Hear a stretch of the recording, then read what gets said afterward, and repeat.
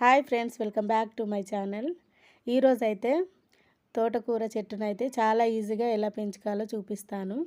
ఇలాగ తోటకూర చెట్టుకైతే పైన గింజలు కాస్తాయి. ఇట్లాంటి చెట్లనైతే కోసి ఎండకు పెట్టిన తర్వాత ఈ గింజలు కాసిన వాటిని చించి ఒక డబ్బాలో అయితే నేనైతే ఈ గింజల్ని కలెక్ట్ చేస్తున్నాను. ఈ విధంగా చించుకుంటే అయితే గింజలు వస్తాయి.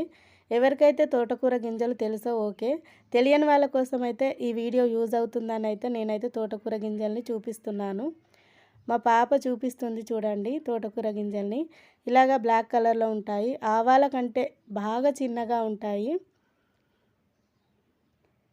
ఈ విధంగా అయితే తోటకూర గింజల్ని కలెక్ట్ చేసి మాకు కావాలనుకున్నప్పుడు అయితే మేము తోటకూరనైతే నాటుకుంటాము. ఇలాంటి మరిన్ని వీడియోల కోసం అయితే మా ఛానల్ని అయితే సబ్స్క్రైబ్ చేయండి.